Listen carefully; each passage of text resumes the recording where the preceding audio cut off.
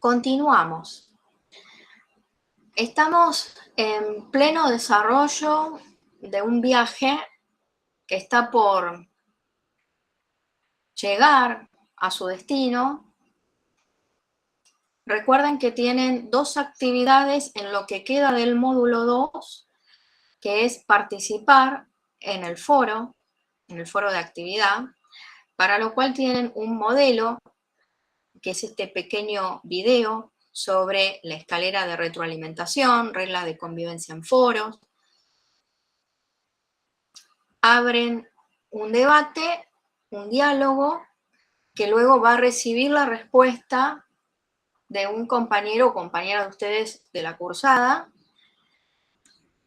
Para poder iniciar ese diálogo, ustedes tienen que abrevar a la fuente, y en este caso son estos sitios cuyos enlaces están aquí en el aula virtual. La página Facebook, de X, Instagram, del organismo, de la autoridad de aplicación. La segunda actividad es en base a una publicación que ustedes pueden encontrar aquí mismo en este sitio que compartí con ustedes, o ustedes en el buscador insertan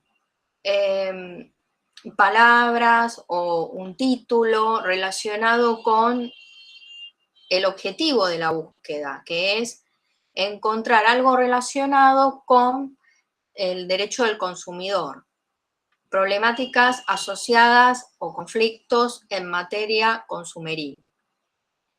Tendrán que leer esa publicación y hacer un breve comentario para dejarlo aquí mismo.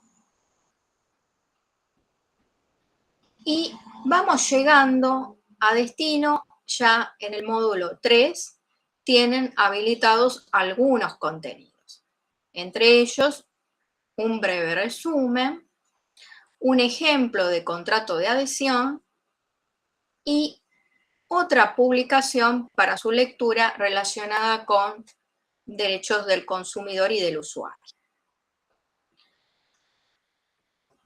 Recuerden estas dos actividades, participen, dejen sus intervenciones, que no se les sume, ya que en el módulo 3 encontrarán, se habilitará una actividad que se integrará con el segundo parcial. Así que, bueno, ¿qué recursos tienen ustedes a su disposición? Están en el aula virtual. La presentación que acompaña todas las clases, las videoclases, y tendrán que buscar en la fuente, en el Código Civil y Comercial, en la Ley 24240 también.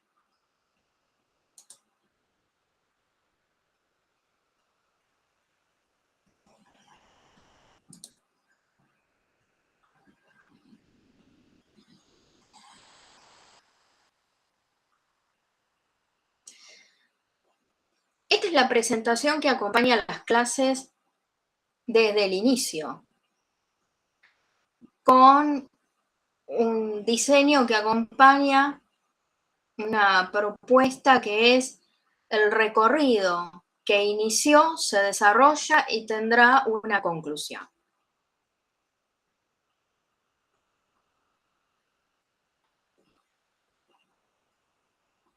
Una hilación donde la idea es que, si bien hay secciones, módulos, un contenido programático y los temas se van desarrollando paulatinamente, podemos avanzar, regresar, pausar y relacionar los temas entre sí.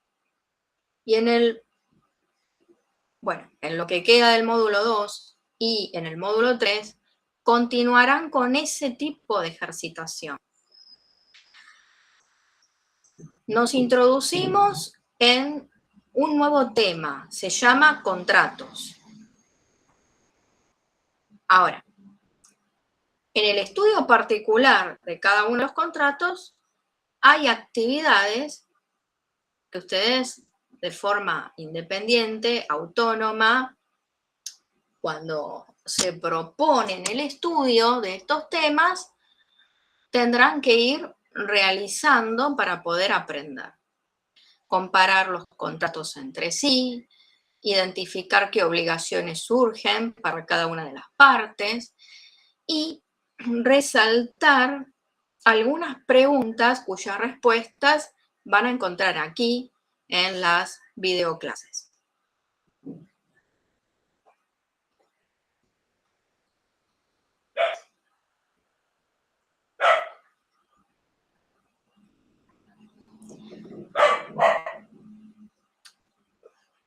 Por naturaleza o en su esencia, todo contrato es un acto jurídico.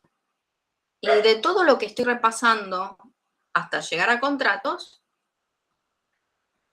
bueno, ¿qué hemos dicho acerca del acto jurídico?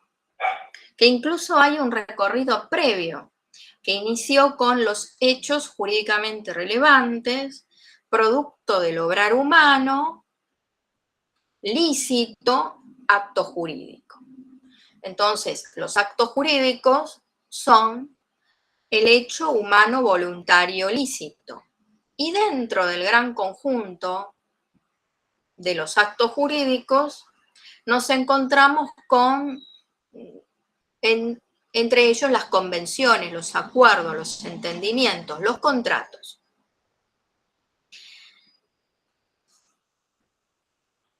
Por ejemplo, aquí tienen el contrato de mandato.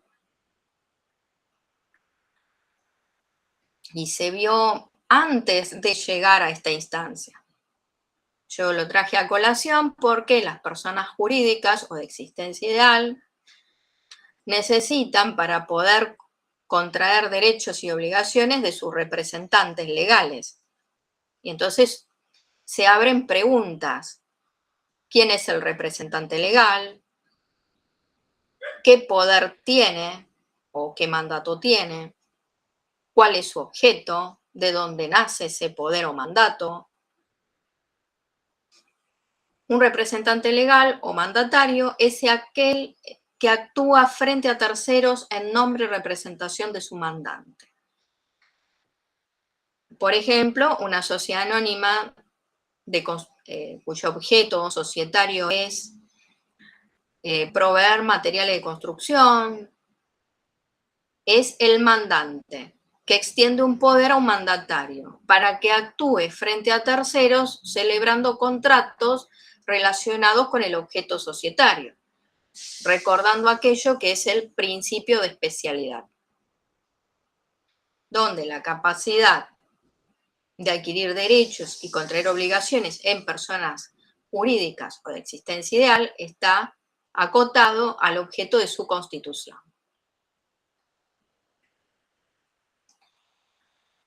Además, hemos caracterizado los actos jurídicos y dijimos que dentro de ese universo los actos jurídicos pueden ser bilaterales, unilaterales, principales, accesorios, simples o modales, formales, informales, etc. De toda esa clasificación suena esta palabra bilateral. Y en aquel momento les dije, el acto jurídico es bilateral porque depende de la voluntad de dos o más. Y ahí los contratos.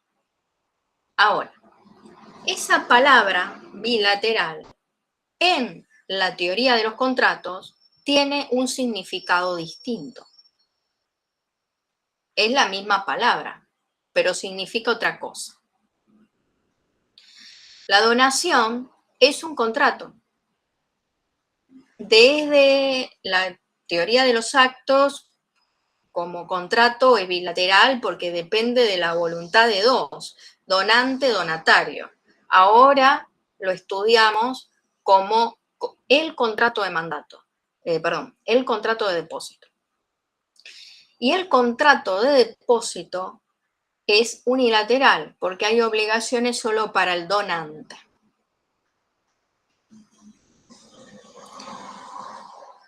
A su vez, en aquella clasificación de actos jurídicos, distinguimos entre simples y modales. Igual cuando abordaron ustedes el tema obligaciones. Hay obligaciones simples y otras que son modales. Y las modalidades son cargo, plazo y condición. Esto lo traigo a colación porque eventualmente una donación puede estar sujeta a un cargo. Es decir, que el donante haya impuesto un cargo. ¿Y qué es un cargo? Además de ser una de esas tres modalidades, es una obligación accesoria y excepcional, que en el contrato de donación podría eventualmente imponerse un cargo al donatario y si éste lo incumple, el donante puede revocar la donación. Ahora, la donación es un contrato.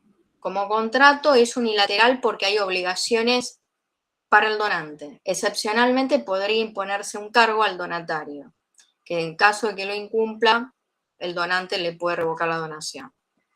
Pero seguimos diciendo que desde la regla general los contratos de donación son unilaterales. Hay obligación para el donante. Es un contrato. Para que haya contrato, sea en la donación, en la compraventa, en la permuta, en todo contrato hay consentimiento. Si no hay consentimiento, no hay contrato. Y el consentimiento es la aceptación lisa y llana de la oferta. Te ofrezco algo, vos lo aceptás sin pero, sin condicionamiento, hay consentimiento, hay contrato.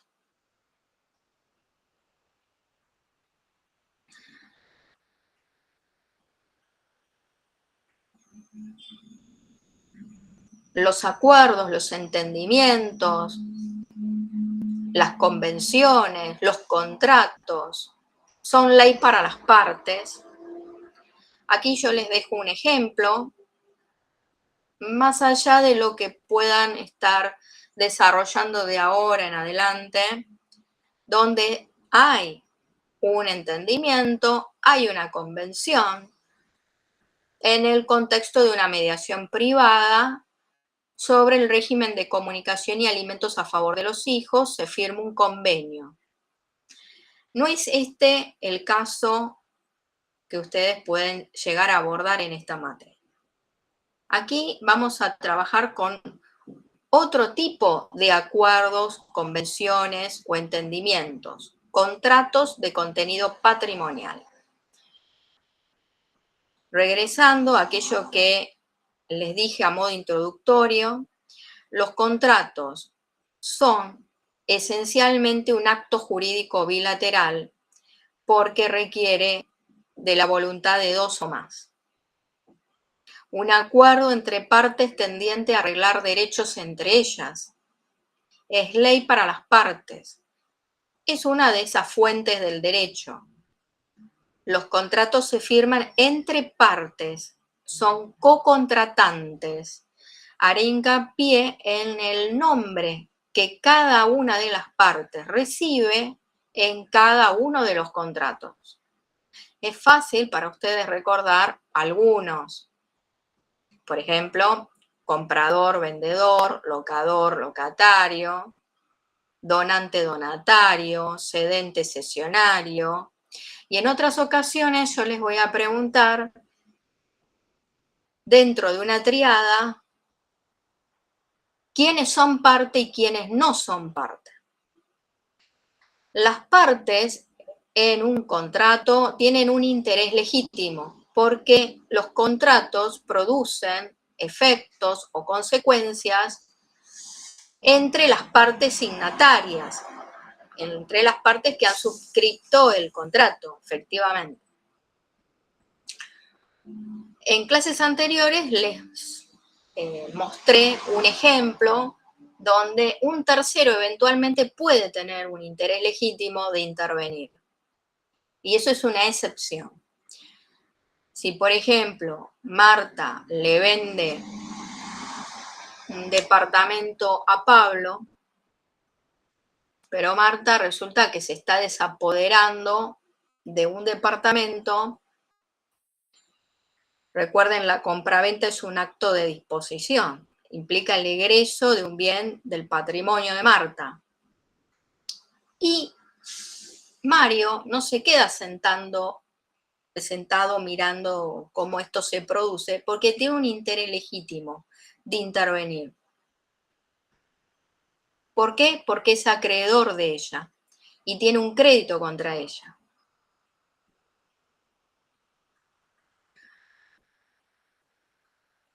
Todo esto que acabo de explicarles se llama teoría general de los contratos, donde se estudia qué es un contrato, qué efectos o consecuencias producen los contratos, cómo se caracterizan los contratos, quién es parte y quién es tercero, qué es el consentimiento,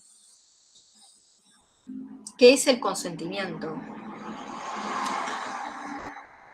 El consentimiento es la aceptación lisa y llana de la oferta.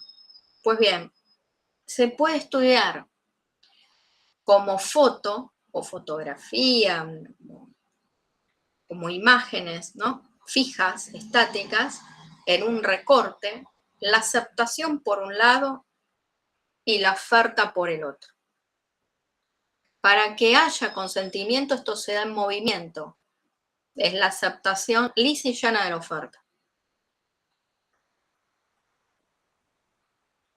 Independientemente, si yo estudio la aceptación por un lado y la oferta por el otro, y tengo hasta ahí un acto o dos actos unilaterales, uno aceptando y otro ofertando algo. Para que yo tenga el consentimiento, para decir acá hay consentimiento, tiene que haber aceptación lisa y llana de la oferta.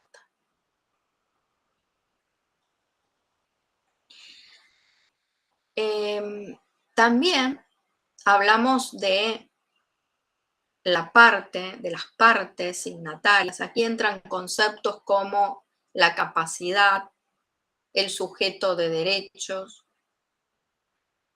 y a su vez la noción de derecho subjetivo.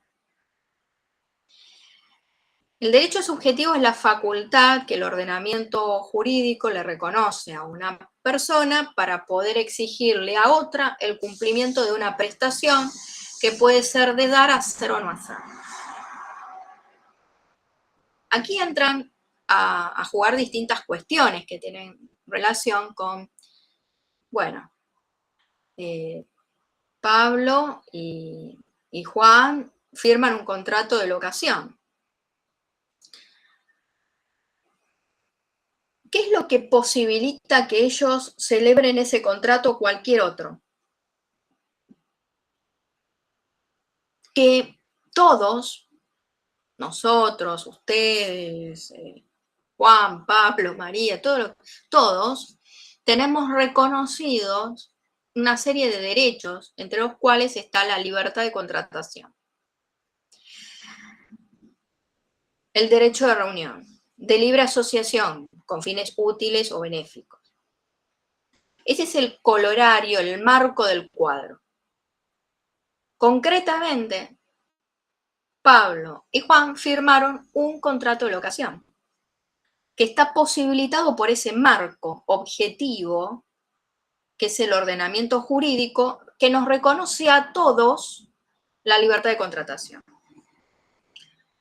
Ahora, Juan, Pablo firmaron un contrato de locación. Cada uno tiene un poder de carácter relacional con el otro. Uno es el locador, el otro es el locatario. y cada uno es titular de derechos y también contrajo obligaciones de cara al otro. Ahí encontramos el derecho subjetivo.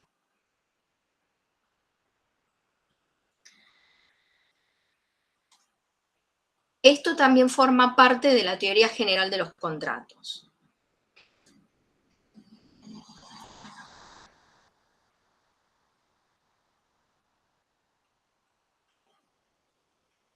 Los contratos se clasifican. Hoy, en el Código Civil y Comercial, hay 3 categorías. El contrato paritario o discrecional, donde prima la autonomía de la voluntad de las partes, que está contorneada por normas indisponibles de orden público, imperativas, que las partes a través de sus convenciones no pueden modificar. Pero también tenemos otra cuestión, que es los contratos de adhesión y los contratos de consumo, que también son de adhesión. Y ahí tenemos las 3 categorías de contratos.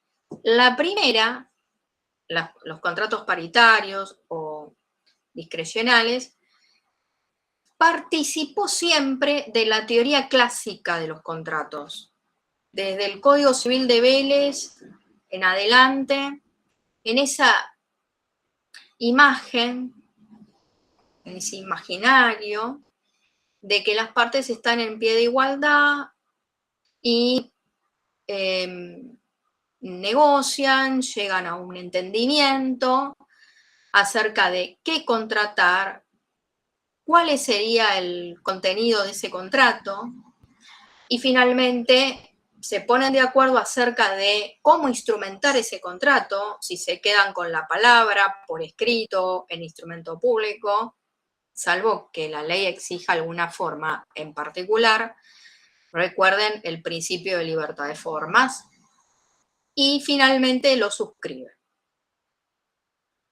Pero hay otras circunstancias donde esto no es así, porque uno de ellos se adelanta, extiende formularios preimpresos, redactó de forma unilateral lo que serían cláusulas generales predispuestas y lo pone en el mercado al contrato, digamos, lo publicita. Estos serían los términos y condiciones.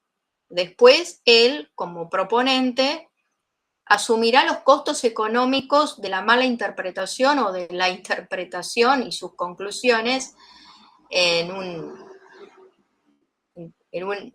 hipotético escenario de incumplimiento contractual o de cuestionamiento acerca de la validez de las cláusulas, etc. Pero el adherente no participó en la redacción de esas cláusulas. Y el contrato de consumo es de adhesión. Ahora bien, hoy,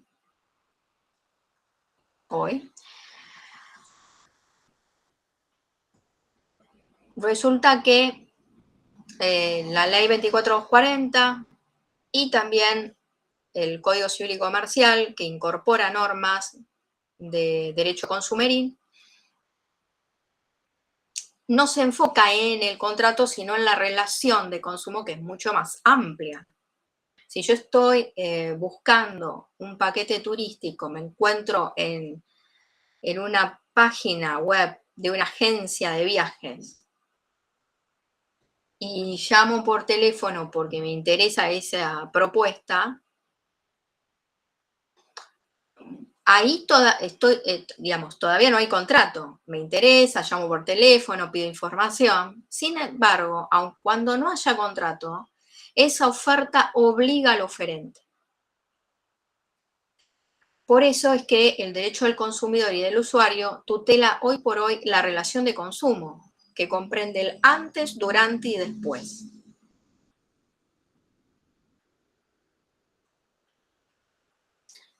Todos los contratos, todos, se clasifican.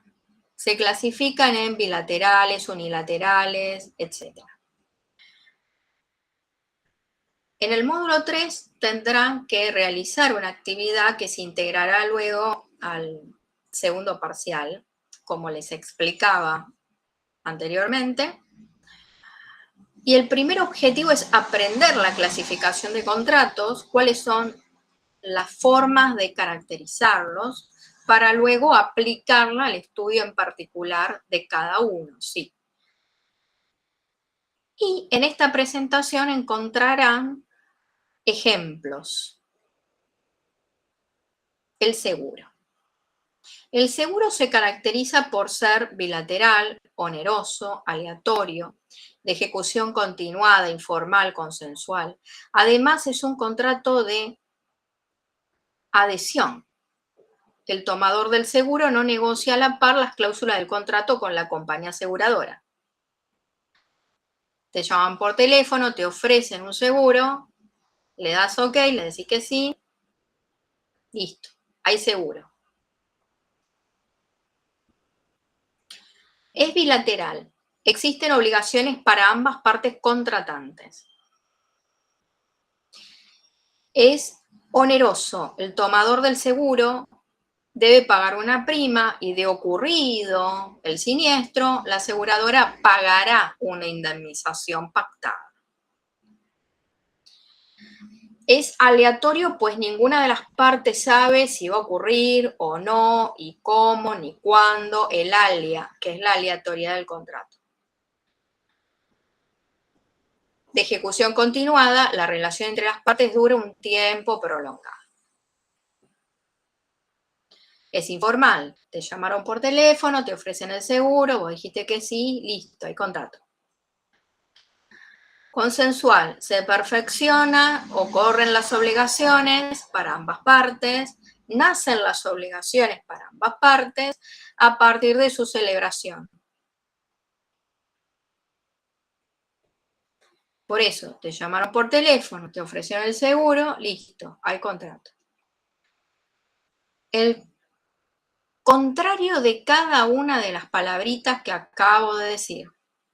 Si yo les digo, les explico, esto es oneroso, es para que identifiquen también que está lo opuesto. Y no es decir no oneroso, sino gratuito. Si es oneroso o es gratuito. Si es bilateral o es unilateral. Si es consensual o es real. ¿Es de ejecución continuada o es de ejecución instantánea? ¿Es aleatorio o conmutativo? ¿Es informal o es formal? Bueno, así sucesivamente estudiaremos los contratos en particular.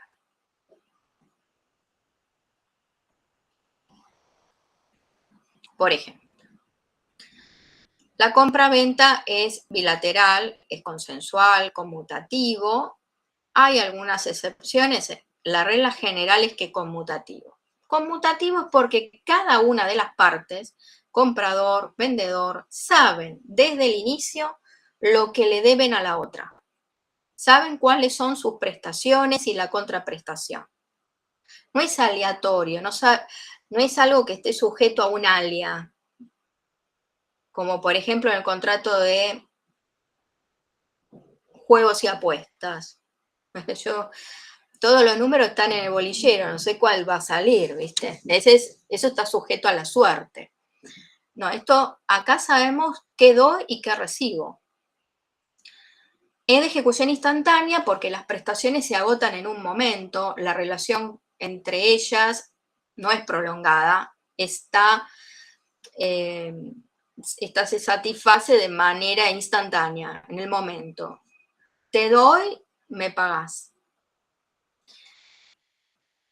Hay circunstancias donde la compraventa es formal, pero en reglas generales podemos celebrarlo de palabra. Fíjense, vamos al kiosco, compro el paquete de caramelos. Nadie va a una escribanía para comprar un paquete de caramelos. Y es un contrato oneroso. Aquí hay contraprestación. La locación. La locación es bilateral, es consensual, es conmutativa. de ejecución continuada, es informal, es onerosa.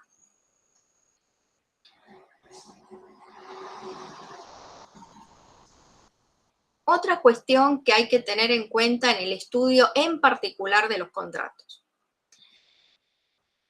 Para lo cual, y a tenor a las circunstancias, a la brevedad, a tener que adaptar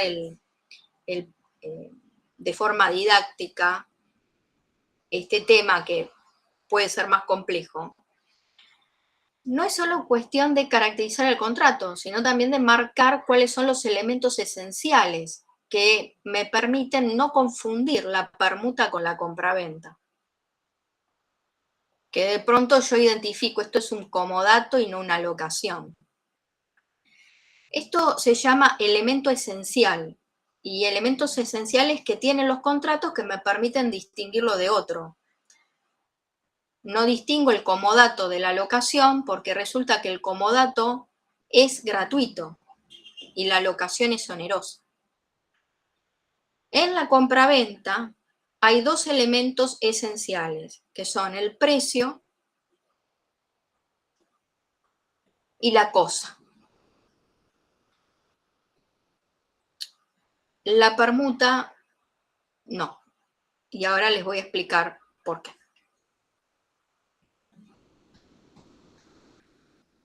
La primera forma de intercambio social fue el trueque. De aquí, bueno, la permuta.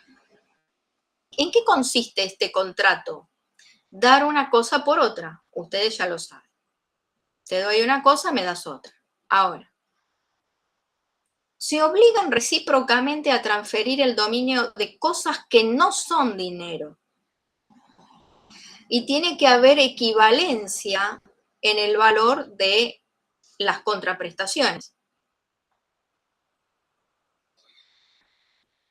Y aquí un pequeño casito que hay que analizarlo si eventualmente sucede. ¿Qué tal si te doy una parte en dinero y una parte en especie? Pues bien, si lo que se está dando en dinero supera el valor de lo dado en especie, deja de ser una permuta. Y se aplican las reglas de la compraventa.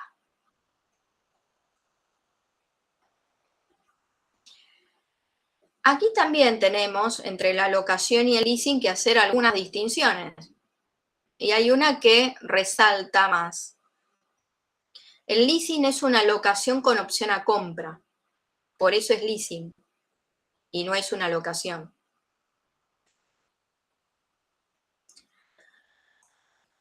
Otros contratos, yo se los voy a explicar en el marco de una planificación logística.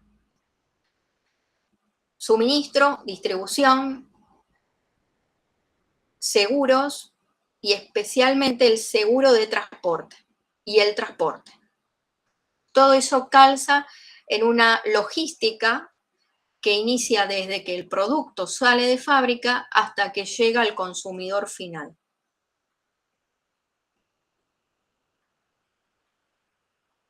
Y esta es una propuesta para poder integrar los 4 contratos que acabo de mencionar, facilitarles a ustedes el estudio y la comprensión de los temas.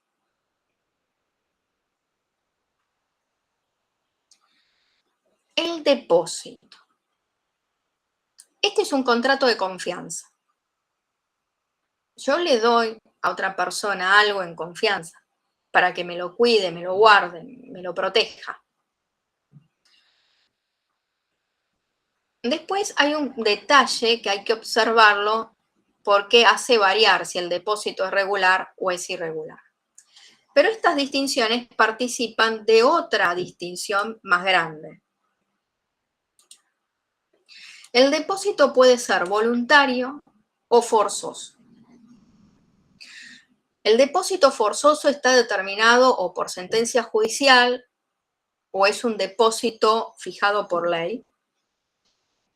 Entonces, el depositante no puede elegir a la persona del depositario. Es forzoso, es necesario, es un depósito que nace por ley o es impuesto por sentencia judicial. Entonces hay que hacer el depósito donde se me indique. Después está el depósito voluntario, que es diferente. En el depósito voluntario, sí, el depositante elige a la persona del depositario. Profe, perdón, no Y entiendo. O sea, un depósito como a una persona. ¿Cómo ¿qué sería un entendés depositante? qué entendés por depósito? ¿Qué es un depósito para vos? En realidad lo primero que pensé fue en un depósito bancario, pero obviamente no era eso.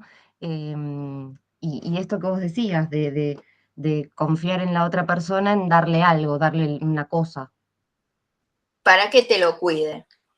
Y para que esto lo se cuide. aplica, claro, y esto se aplica en distintas circunstancias. Me voy a mudar y la verdad es que tengo un par de objetos que en este momento no los puedo trasladar con el flete y te los dejo hasta que me pueda organizar mejor. ¿Vos me lo podés cuidar de acá un mes o 2 meses? Sí, me decís. Bueno, te los llevo hasta tu casa y me los tenés. Ahí hay un Sí, depósito. Yo te elegí a vos. Yo soy el depositante, vos la depositaria. Yo confío en perfecto. vos para que vos me lo cuides. Y sí se aplica estos conceptos, de lo que voy a decir más adelante, lo voy a decir inmediatamente después de esto, estos conceptos se aplican en contratos bancarios, igual. Y también se aplica en garage.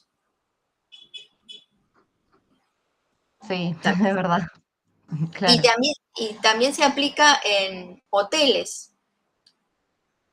Llegué más temprano, todavía el cuarto no está desocupado, te dejo el equipaje en el loft del hotel. Hay un depósito. Sí. Entonces, una vez que comprendemos esta mecánica de cómo se da el depósito, podemos continuar recién ahí con contratos bancarios. Y la idea es poder integrar estos conceptos que acabo de explicarles con caja de seguridad y plazo fijo. Un depósito regular es tipo una caja de seguridad. El banco recibe los objetos a depositar y no puede hacer uso de esos objetos sino custodiarlo.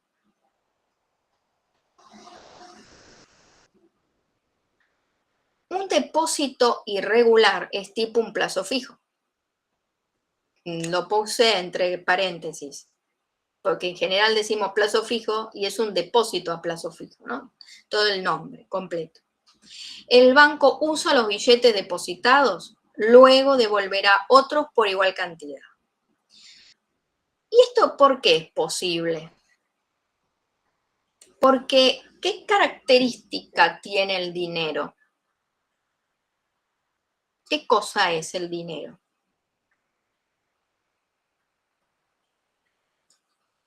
¿Es un bien de cambio? Bueno, es una cosa Fungible. muy bien. Las Ah, unidades, fungible. claro, las unidades monetarias son intercambiables entre sí. Ahora, suponete que no son objetos pesados, sino lo que te dejo es un sobre con dinero. Y ahí entran unas cuestiones a tener en cuenta.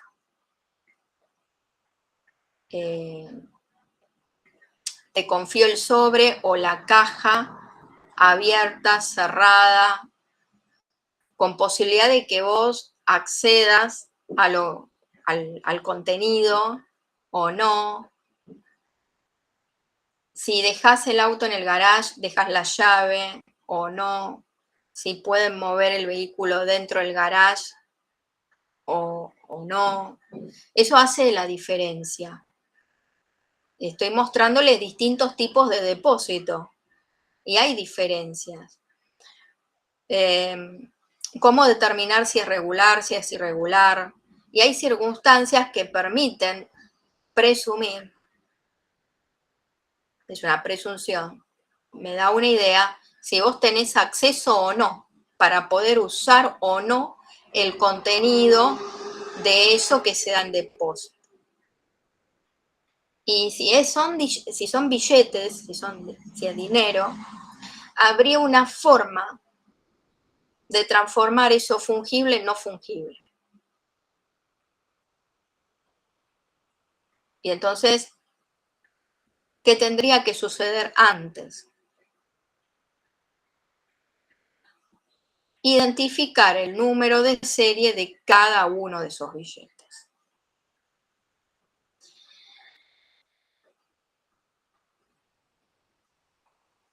Bueno, aquí tienen otro ejemplo de cómo estudiar contratos. En este caso, es un cuadro comparativo de las obligaciones que tiene el agente y el empresario en un contrato de agencia. En un contrato de concesión. Y luego encontrarán en esta presentación preguntas que ustedes tienen que tener una respuesta, resaltar algunos artículos del código, que yo ahora les voy a explicar cuáles son, dónde están.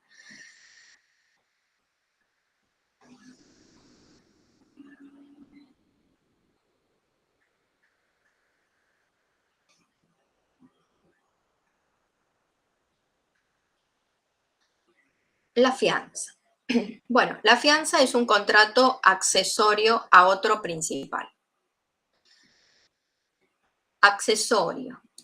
Esto lo hemos visto en la teoría general de los contratos, luego esta palabra aparece en la red de obligaciones, porque hay obligaciones que son principales y otras que son accesorias. La idea es que lo accesorio sigue la suerte del principal, es decir, que hay otra cosa que es principal y de la cual depende eso accesorio. Y la fianza es así. La fianza depende de otro contrato. Ahora se estila otra cosa, que son los seguros de caución, pero a mí me sirve de ejemplo poner la fianza. La fianza es un contrato accesorio a otro, por ejemplo, la locación. Entonces, para poder alquilar te piden una garantía y entonces llevas a un fiador. Y acá empiezan preguntas que se pueden hacer relacionadas a la fianza. ¿Quiénes son parte en el contrato de locación?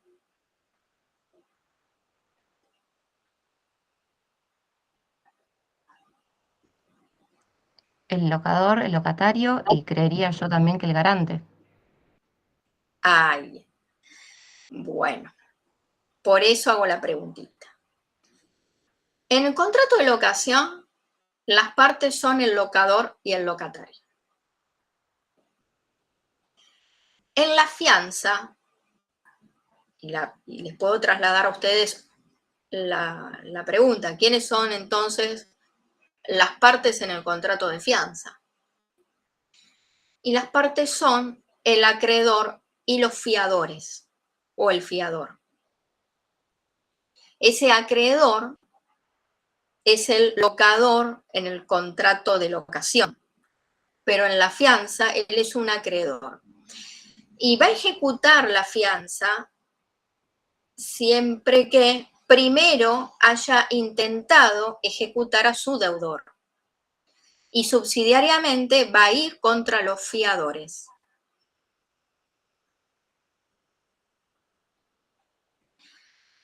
Esto es, el acreedor no va a ir directamente a ejecutar la garantía, sino primero tiene que ejecutar a su deudor o sus deudores.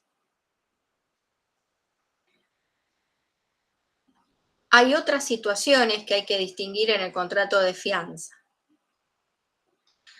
Si la obligación entre los fiadores es solidaria o es mancomunada.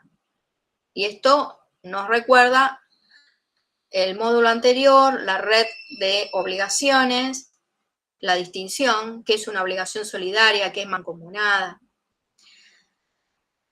Estas distinciones entre obligación solidaria y mancomunada es siempre y cuando estemos hablando de una obligación de dar suma de dinero, de objeto divisible, y a partir de ahí pluralidad de sujetos, y en este caso pluralidad pasiva. Hay un acreedor y varios fiadores. Y entonces nos planteamos si esta obligación es solidaria o es mancomunada. Es solidaria porque el acreedor podrá exigirle a cualquiera de los fiadores el pago total. Y es mancomunada, entonces le tendrá que exigir a cada uno de los fiadores por la parte por la cual se han obligado, que no necesariamente es por partes iguales. Eso hay que leer el contrato.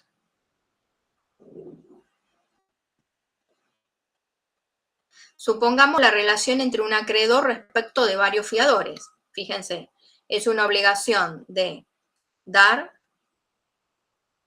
cosa cierta de suma de dinero y de pluralidad pasiva de objeto divisible. Si los fiadores, si entre ellos asumieron una obligación mancomunada, el acreedor les podrá exigir a cada uno la parte por la cual cada uno se comprometió. Y no necesariamente son partes iguales. ¿Cuál es el criterio de selección de un fiador? La solvencia. La solvencia. Recuerden el principio de el patrimonio es la prenda común de los acreedores. En el ordenamiento jurídico se prevén acciones y medidas conservatorias del patrimonio del deudor porque el acreedor va a satisfacer eventualmente su crédito si el deudor, el fiador, tienen solvencia. De lo contrario, no será posible. Aquí también, en este contrato de cesión, aparece la triada entre varios personajes. Y hay que distinguir quiénes son parte y quiénes no son parte. La cesión de derechos, algunos dicen esto es de crédito, pero es reducirlo a algo que no es todo lo que permite hacer la cesión. La cesión tiene por objeto transferir derechos. Es cierto, no todos los derechos, solo algunos. Hay derechos que no se pueden ceder. Si yo lo acoto a transferir créditos y lo estoy limitando, y en realidad cuando se trata de títulos de crédito se opta por endosar antes que hacer una cesión.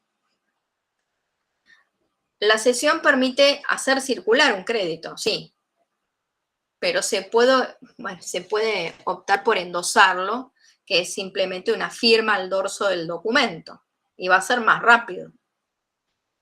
Hay diferencias entre firmar un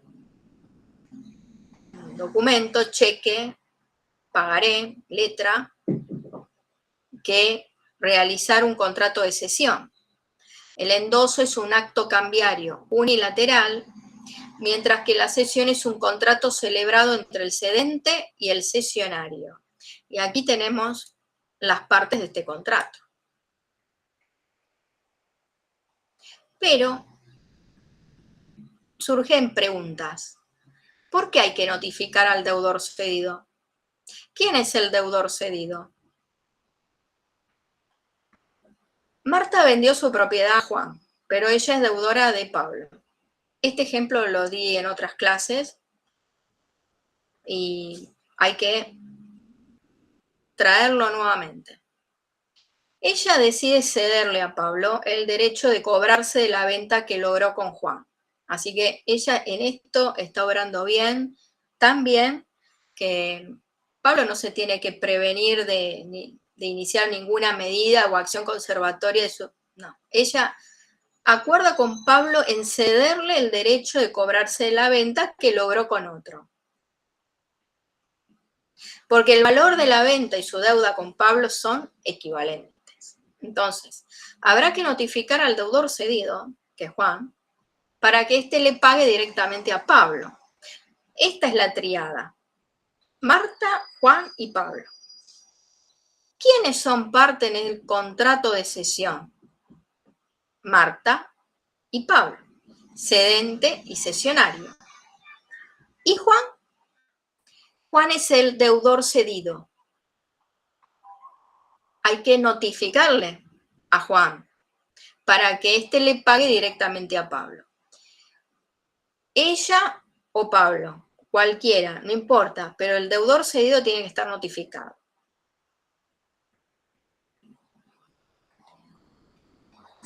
El contrato de locación, el contrato de fianza, el contrato de cesión son contratos formales.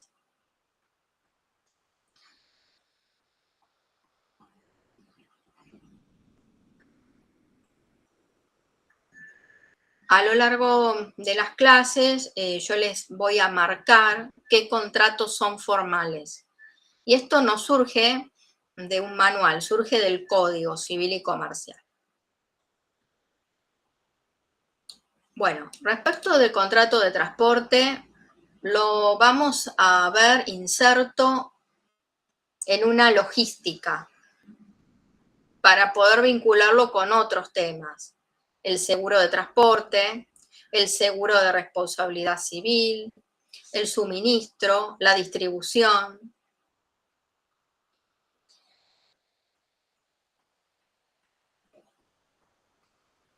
Bueno, respecto de los contratos aleatorios, yo también pretendo que si les pregunto qué contratos son aleatorios, ustedes puedan identificar cuáles son. Igual si les pregunto qué contratos son conmutativos, cuáles otros son unilaterales o gratuitos y así. Dentro de los contratos aleatorios encontraremos la renta vitalicia, el seguro y el contrato de juegos y apuestas.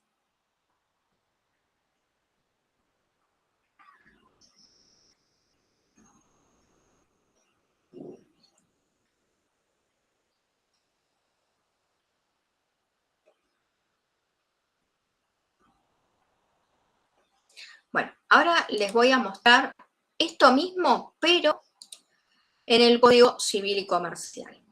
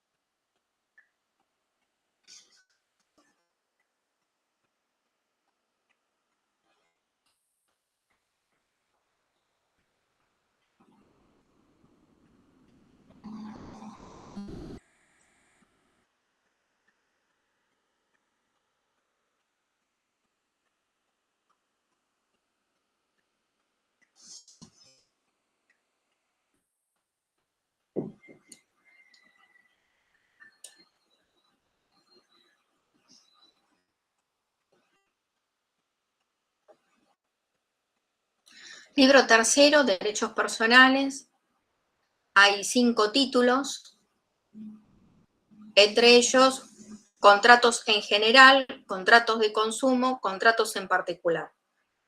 Lo que explicaba hace un rato acerca de la teoría general de los contratos y del estudio en particular de cada uno de ellos y de las 3 categorías que están previstas aquí, que es el contrato paritario, el contrato de adhesión y el contrato de consumo. Contratos en general. El concepto de contrato. Artículo 957. Contrato es el acto jurídico mediante el cual dos o más partes manifiestan su consentimiento para crear, regular, modificar, transferir o extinguir relaciones jurídicas patrimoniales. Artículo 958, libertad de contratación. Las partes son libres para celebrar un contrato y determinar su contenido dentro de los límites impuestos por la ley o el orden público.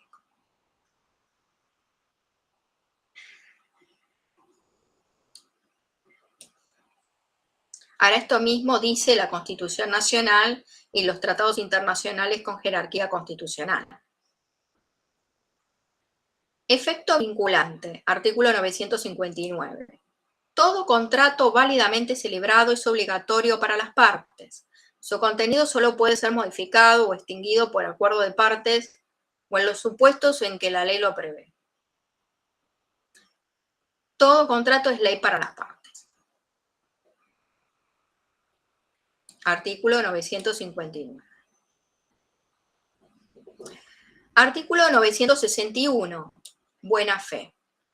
Al principio,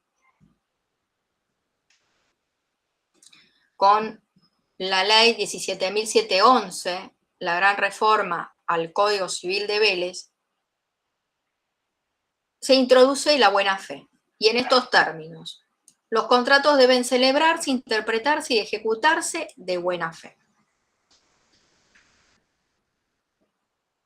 Se reforma, bueno, antes que ello, bueno, viene la ley 2440, que se publica en el año 93.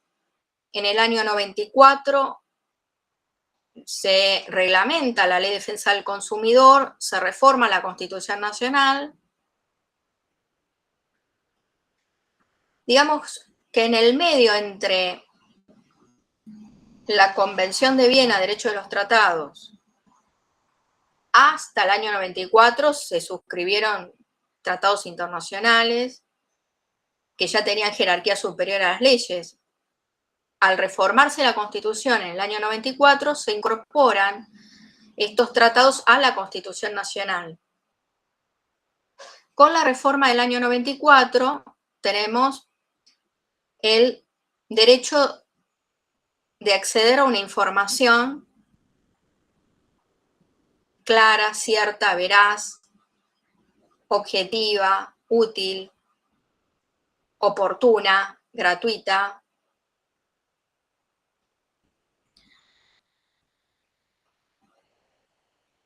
Y entonces observamos una evolución desde este principio de buena fe hacia lo que hoy es el deber de asesoramiento, de asistencia, de informar y la buena fe.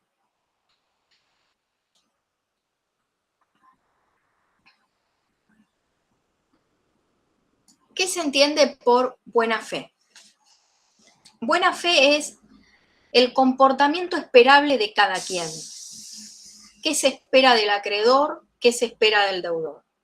Lo que se espera del deudor es que cumpla voluntariamente, es decir, que no haya que ir a buscarlo donde esté o mandarle una carta de documento, no, que él espontáneamente cumpla. Lo que se espera del acreedor es que colabore, que coopere para poder recibir el pago. Ya si hablamos de algo más allá de esto o ajeno a estos comportamientos, no es de buena fe. Si el acreedor le rehúsa el pago, es algo que debe llamar la atención. Si el deudor no paga, no está obrando de buena fe. Lo mismo, este es un principio general y se aplica también en derecho laboral. Entonces, lo que es esperable del trabajador es que concurra a su trabajo y desarrolle las tareas a su cargo. Y lo que se espera de la empresa o del empleador es que dé trabajo, que dé las tareas, que dé qué hacer. Que, bueno, lo que es esperable de cada quien.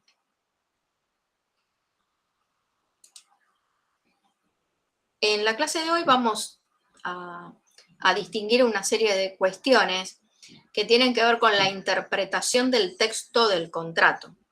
Si el contrato se plasmó por escrito, hay cláusulas. Ahora bien, ¿cómo se interpreta una cláusula? Y eso puede variar, y hay que tener en cuenta cuál ha sido el método de interpretación que se aplique. Bueno, ¿qué tendremos en cuenta? Si la conducta al momento de celebración del contrato, qué quisieron, cuáles eran las intenciones, para qué se celebraba ese contrato, y las conductas desplegadas durante la relación contractual.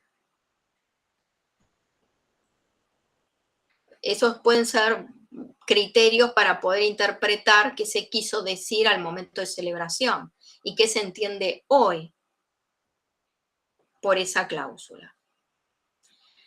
Las cláusulas de un contrato no son iguales. Hay cláusulas que son generales, otras que son particulares. Puede haber contradicción entre una cláusula general y una cláusula particular.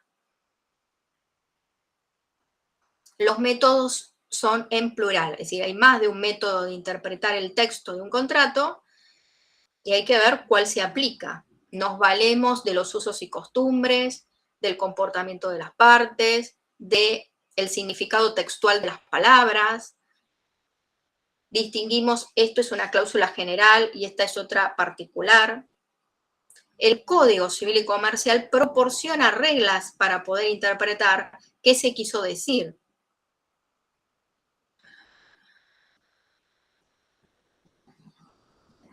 Los contratos se clasifican a partir del artículo 966. Contratos unilaterales, bilaterales, a título oneroso, a título gratuito.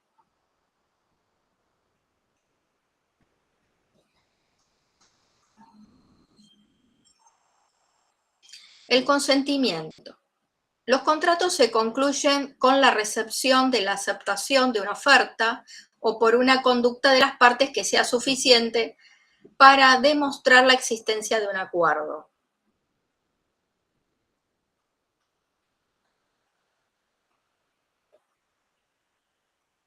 La aceptación lisa y llana de la oferta, se lo resumí.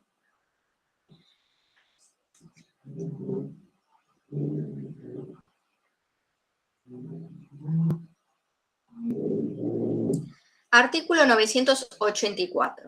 Como verán, estoy salteando artículos, porque mi idea es facilitarles el estudio a través de un plan didáctico.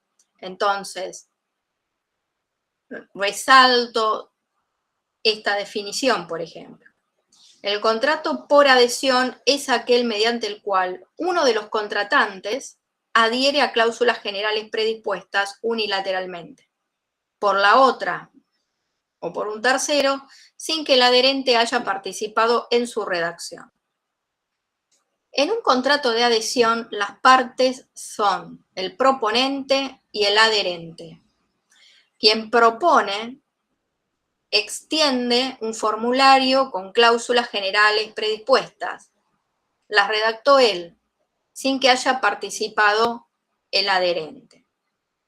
La pregunta que se hace y que queda abierta aquí es, ¿cómo se dio la libertad de contratación? ¿Cómo se plasma el consentimiento aquí? El consentimiento se va a plasmar en contratos de adhesión y en contratos de consumo, que son por adhesión, suscribiendo, adhiere, no negocia a la par, no se sentó a redactar con el otro las cláusulas, no. Adhiere o no adhiere. Y ahí está la libertad de contratación. Adhiere a esos términos o condiciones o se tiene que ir a otra empresa que le acerque ese producto o servicio con otros términos y condiciones. Por eso en el aula virtual les dejé la emisión de Spotify, que es sobre este tema, y 2 publicaciones sobre el tema, los términos y condiciones al momento de querer participar de una red social o de bajarte un aplicativo. Sí, estuvo muy bueno el podcast. La verdad que me dejó, me hizo tomar conciencia de todo lo que hacemos sin darnos cuenta, básicamente. Claro.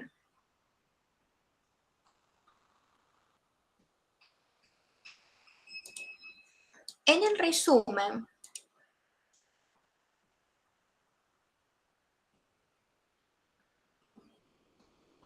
ahora ingreso al aula, voy al resumen. El resumen tiene una redacción muy particular. Mi idea no es generarles un libro tradicional, sino más bien algo como un material enriquecido que tiene links, video y está presentado de modo resumen, de forma que hay palabras que están más resaltadas que otras, conceptos que están en negrita, otros que están subrayados, cables sueltos que de pronto pueden ustedes desarrollar por su cuenta.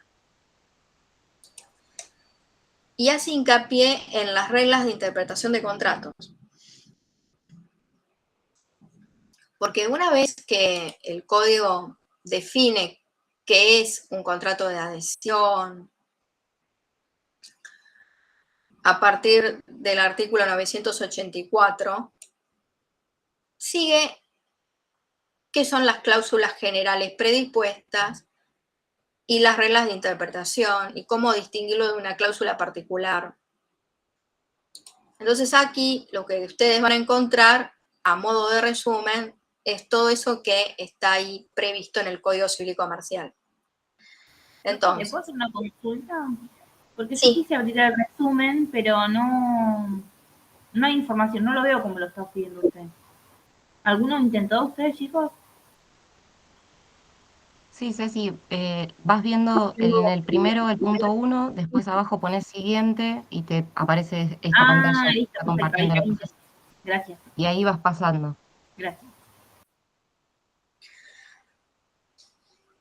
reglas de interpretación de los contratos. A tener en cuenta al momento de interpretar qué se quiso decir, está la intención común de las partes cuando celebraron el contrato. Ahora, si es un contrato de suministro, y el contrato de suministro puede durar 10 años, 20, no es recomendable celebrarlo de palabra, si bien el suministro es un contrato informal y podemos convenirlo de palabra, como es de larga duración, conviene celebrarlo por escrito. Ahora, si se celebró hace 5 años, indagar en la intención común de las partes puede ser complejo. La buena fe también es un criterio. Ahora, la buena fe de pronto es una valoración, una adjetivación. Hay que encontrar un parámetro objetivo para poder justificar o fundamentar esto. El contrato es fuente de obligaciones, obliga a lo formalmente expresado y a las consecuencias que se desprenden de esas cláusulas. Entonces, ¿nos valemos de las palabras? Vamos al diccionario y queremos saber el alcance o los distintos significados posibles que una palabra puede tener, de acuerdo a los usos y costumbres del lugar de celebración, puede ser otro criterio, y el contexto. ¿Cómo definir qué significa cada cosa en el contrato? Las circunstancias de celebración del contrato, negociaciones preliminares a la firma del contrato, conducta de las partes contratantes al momento y después, es decir, durante el desarrollo de esa relación. ¿Para qué se celebró ese contrato? La finalidad.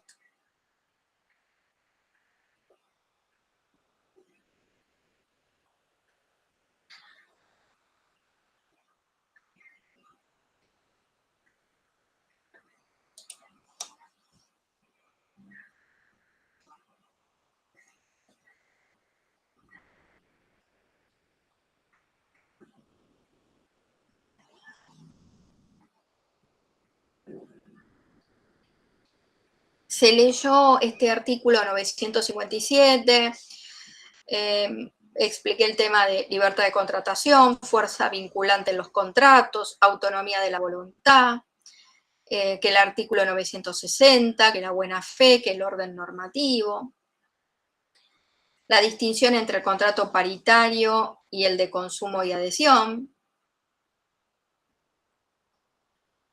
Y hay una serie de normas indisponibles, imperativas de orden público que no pueden tocar. Aquí yo les dejé ejemplos. El artículo 10, abuso del derecho, el artículo 12, de orden público, de buena fe, el artículo 9, 961.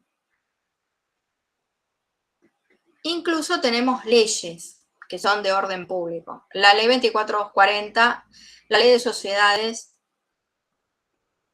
la ley de seguros.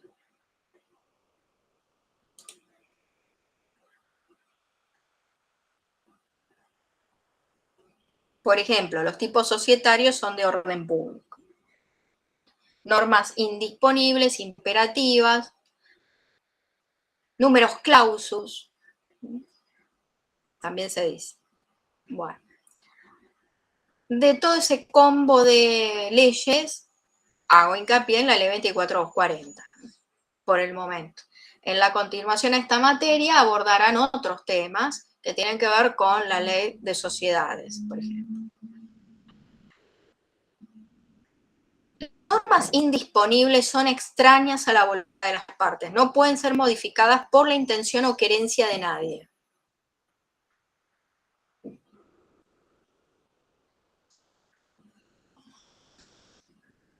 Importante. Las normas legales suplirán lo que no se haya previsto en el contrato. Y si hubiera una contradicción, oscuridad, ambivalencia entre cláusulas generales y particulares, prevalecerán las particulares. Bueno, esto invita a pensar, a reflexionar, a querer indagar qué es una cláusula general y qué es una cláusula particular. Las cláusulas particulares son aquellas que, negociadas individualmente, amplían, limitan, suprimen o interpretan una cláusula general. Artículo 986. Y en caso de incompatibilidad entre cláusulas generales y particulares, prevalecen estas últimas, particulares.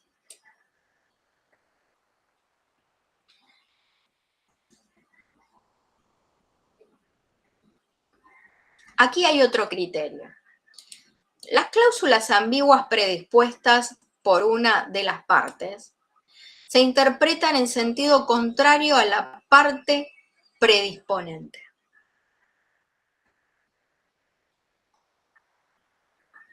Ahora, ¿esto por qué es? Porque el adherente no participó en la redacción de esas cláusulas. Así que un criterio es que va a ser interpretado en sentido contrario a la parte predisponente. O sea que el costo económico de cómo resultaría la interpretación final de lo que se quiso decir, lo va a soportar el proponente. Y en materia consumeril hay principios que al momento de interpretar qué se quiso decir van a jugar a favor del consumidor. ¿Cuáles son esos principios? El protectorio. Muy bien, protectorio. El de la norma más favorable. El de la norma más favorable. El de la condición más beneficiosa. Y en caso de duda a favor del consumidor. Y te diría más, el de primacía de la realidad también. Porque más allá de lo formalmente expresado, ¿qué es lo que sucedía en realidad? Lo cual me remite a los hechos.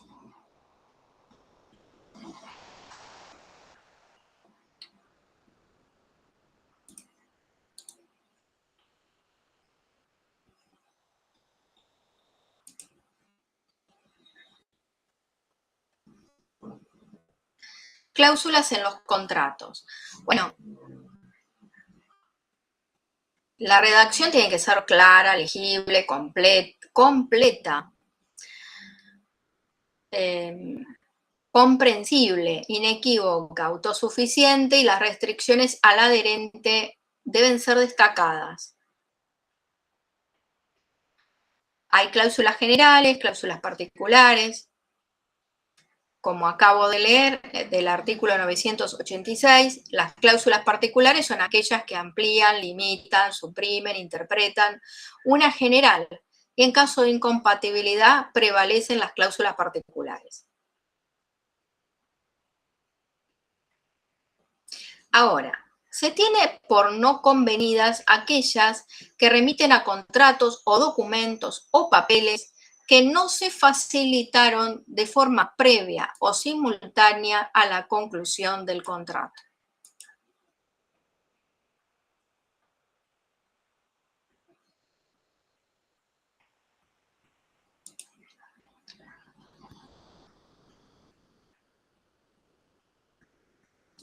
Bueno, en este resumen encontrarán también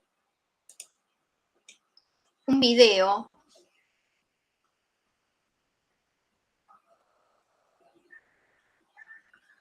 sobre el contrato de consumo. También encontrarán sobre la forma del consentimiento, es decir, no la forma, cómo se forma el consentimiento. Y en particular en los contratos de adhesión y consumo intervienen pautas de conducta que al momento de la formación del consentimiento se tienen en cuenta, que son trato digno, equitativo, no discriminatorio. Aquí está el video que compartí con ustedes.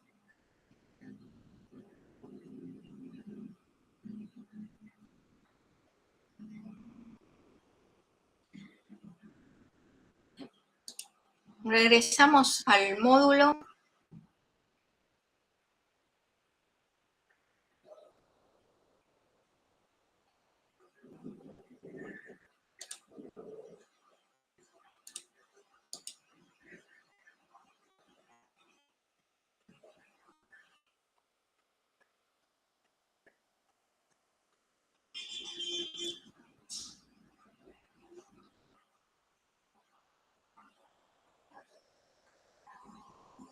Artículo 1021. El contrato solo tiene efecto entre las partes contratantes. No lo tiene con respecto a terceros, excepto en los casos previstos por la ley.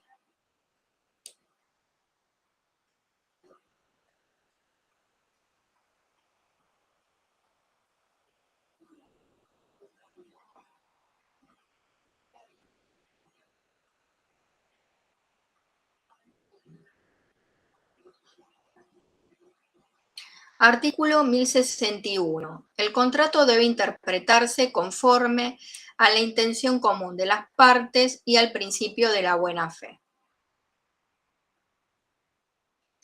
Artículo 1063.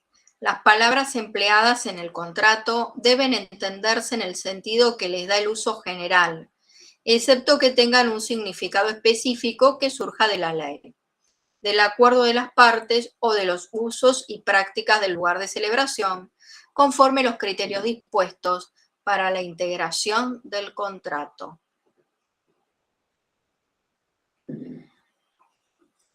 Artículo 1064. Las cláusulas del contrato se interpretan las unas por medio de las otras y atribuyéndoles el sentido apropiado al conjunto del acto.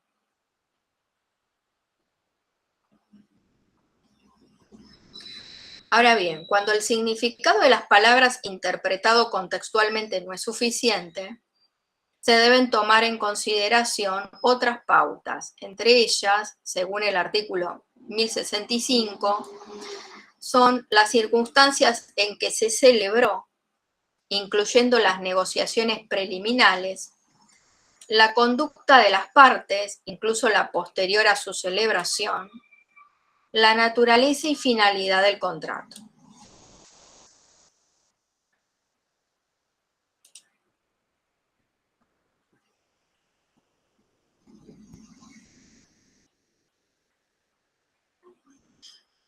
Posteriormente, continúa con la relación de consumo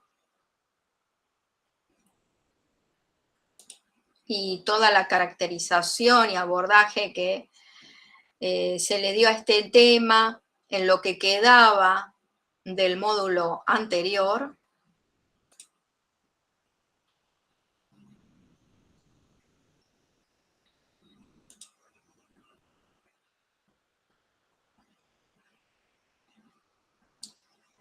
Y ahora sí, contratos en particular.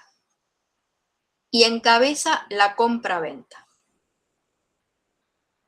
Artículo 1123. Hay compra-venta si una de las partes se obliga a transferir la propiedad de una cosa y la otra a pagar un precio en dinero.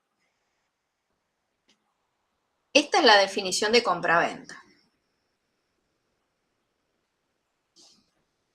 La cosa y el precio son elementos esenciales en este contrato que me permiten distinguirlo de otro, como la permuta.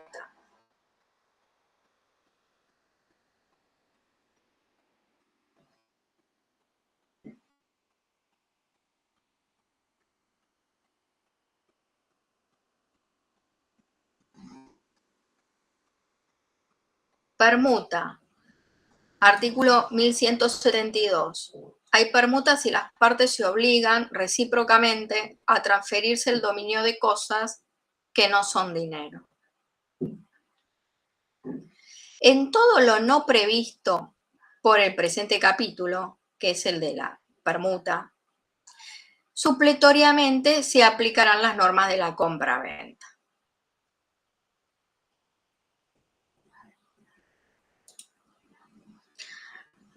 A continuación viene el contrato de suministro. En el Código Civil, rebobina. Antes de la entrada en vigencia de este código, había un doble régimen jurídico. Uno era materia civil y el otro era materia comercial. Este contrato no estaba previsto. Era un contrato innominado y hoy es un contrato autónomo que está legislado. Está acá, está en el Código Civil y Comercial. Es un contrato informal de larga duración.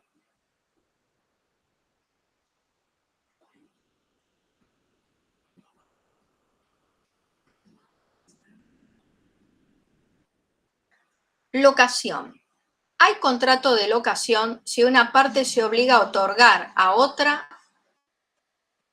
el uso y goce temporario de una cosa, a cambio del pago de un precio en dinero.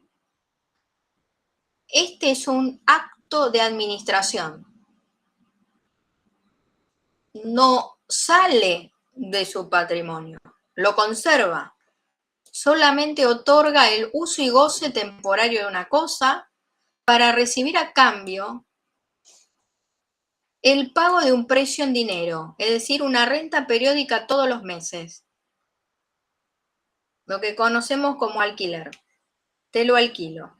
Ese pago de un precio, el precio que se está pagando en contraprestación, se llama alquiler. El nombre del contrato es locación. Este contrato es formal y aplica también a sus prórrogas y modificaciones. Lo dice el artículo 1188.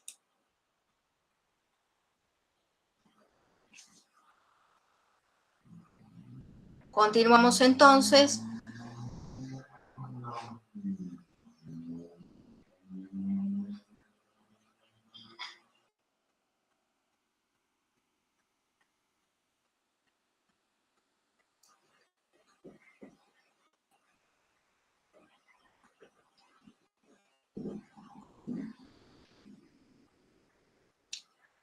Continúa obras, servicios, que son contratos independientes. Lo que es materia laboral está regulado por una legislación específica, que no es esta. A continuación sigue el contrato de transporte.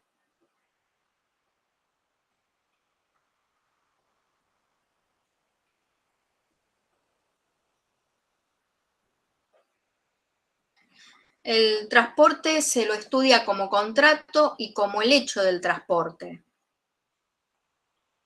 de trasladar, de cumplir el itinerario de un punto al otro. En esta materia lo vamos a ver integrado con otros contratos en el marco de un plan logístico. Mandato. Artículo 1319. Hay contrato de mandato cuando una parte se obliga a realizar uno o más actos jurídicos en interés de otra. Y esto se aplica en infinidad de situaciones.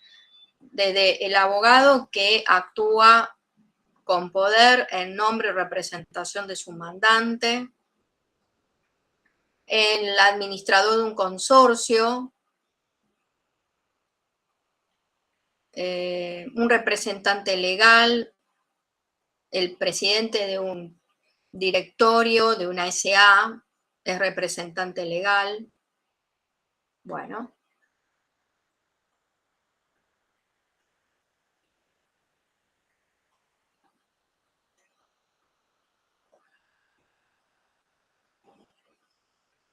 Depósito.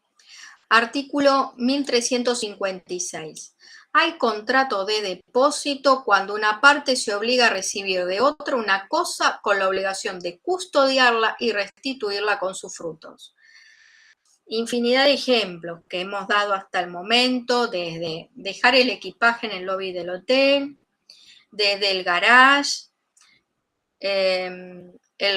algunos de los contratos bancarios, caja de seguridad, depósito a plazo fijo, conocido plazo fijo. Y a partir de la lectura de estos artículos se destacan las distinciones entre depósito voluntario, depósito forzoso. Si el depósito es voluntario porque se elige a la persona del depositario, ¿es un depósito regular o es irregular? Y una vez que atravesan todo esto, se encuentran con contratos bancarios. Entonces la idea es integrar aquello visto como depósito con estos contratos bancarios conocidos como caja de seguridad y plazo fijo.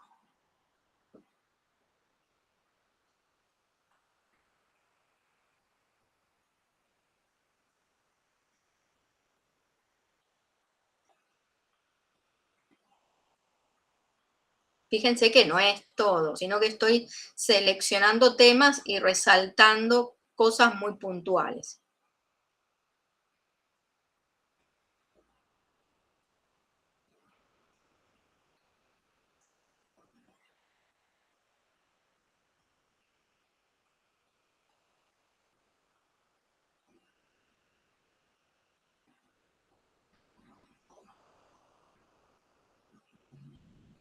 De agencia tienen el comparativo de las obligaciones del agente y de la empresa,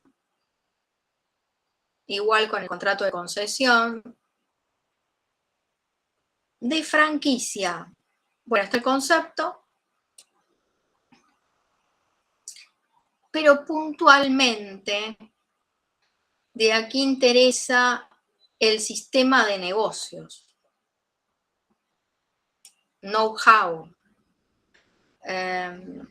Es el conjunto de conocimientos prácticos y la experiencia acumulada por el franquiciante.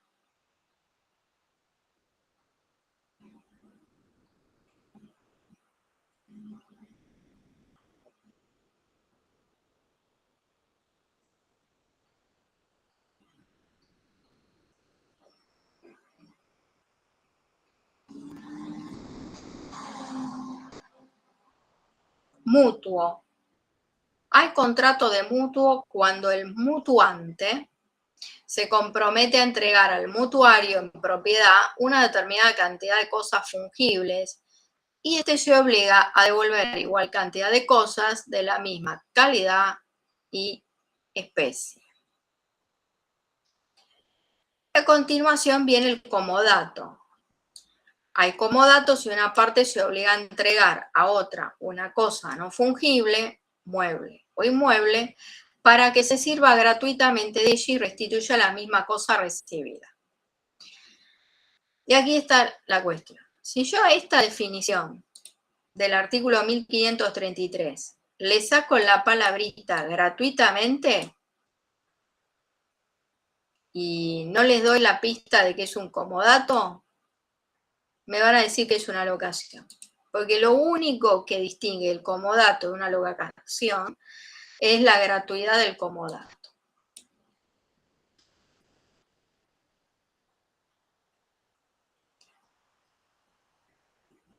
Bueno, sigue la donación. Hay donación cuando una parte se obliga a transferir gratuitamente. Aquí hay una liberalidad. Le entrega a otro gratuitamente una cosa y éste lo acepta. Por eso, este es un contrato. Hay obligaciones para uno que es el que dona, pero el otro, que es el donatario, tiene que aceptar la donación.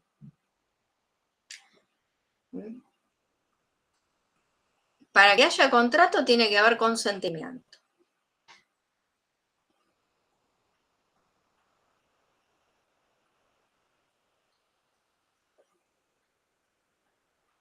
Eventualmente se puede llegar a imponer un cargo, que es una obligación accesoria y excepcional que pesa, en ese caso, en el donatario, y si el donatario no cumple, el donante puede revocarle la donación. Fianza, artículo 1574. Hay contrato de fianza cuando una persona se obliga accesoriamente. Esto distingue la fianza de cualquier otro contrato. Este es un contrato accesorio, depende de otro. De hecho, se extingue el contrato principal, se extingue la fianza por vía de consecuencia. Y las partes son el acreedor y los fiadores, o el fiador. Ahora, el acreedor no puede ir directamente contra los fiadores o el fiador. El acreedor primero tiene que intentar que el deudor cumpla, ejecutar al deudor, y recién después podrá ir contra el fiador o los fiadores. Si él quiere ir directamente contra los fiadores, el fiador le puede oponer una defensa.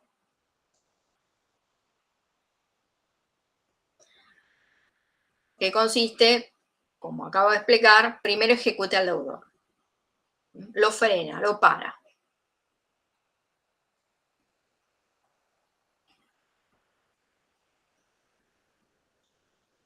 Fíjense, acá el artículo 1583. El acreedor solo puede dirigirse contra el fiador una vez que haya excutido los bienes del deudor. ¿Por qué utiliza esta palabra excutido, excusión? Porque es el nombre del beneficio, que es una defensa que tienen los fiadores. Primero ejecuta al deudor.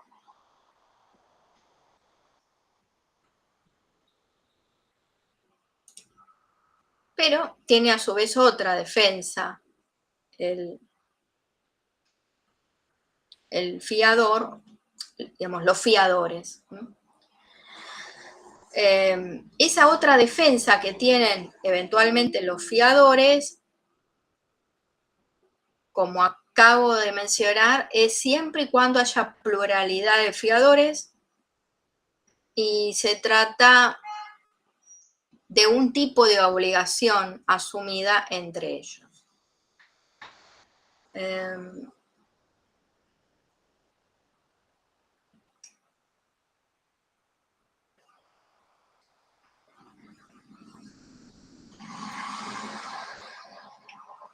Aquí está. Artículo 1589. Si hay más de un fiador,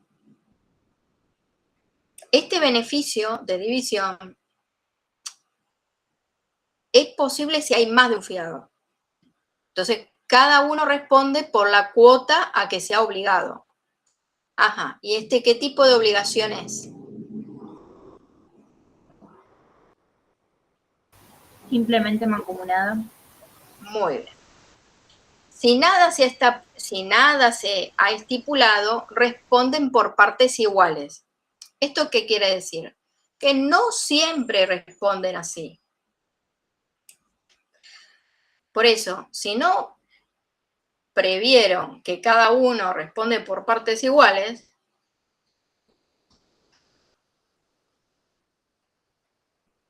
o si responden por partes iguales, eso depende de lo que hayan acordado en este caso.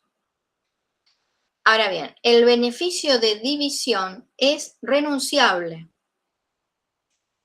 Para eso, ¿y dónde yo verifico si esto se renunció, si es mancomunado, si la obligación es solidaria? Tengo que leer el contrato.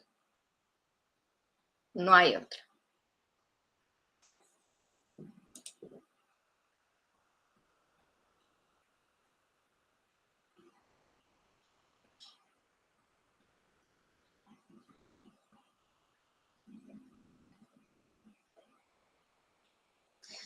Cesión de derechos, aunque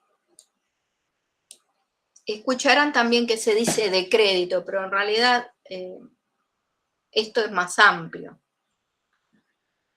Artículo 1614. Hay contrato de cesión cuando una de las partes transfiere a la otra un derecho.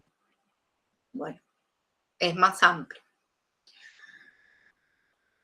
Ahora, no todos los derechos se pueden ceder. Está la cesión gratuita y la cesión onerosa.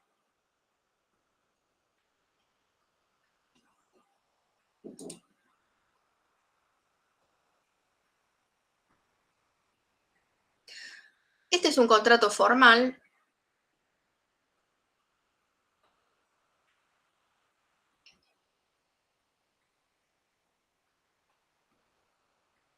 Y bueno, por supuesto que podemos continuar, hay más contratos, etcétera, etcétera. Nos vamos a detener por el momento aquí y regresamos al aula virtual y les muestro entonces hasta dónde llegamos. El resumen, aquí tienen un ejemplo del contrato de adhesión. Esta otra publicación. Y en la sección Lecturas y actividades sugeridas encontrarán bibliografía de consulta y esta publicación, Teoría de los contratos. Esta publicación, Teoría de los contratos, recibe el nombre o fue titulada como El concepto de contrato en el Código Civil y Comercial, por Jurio y Parra.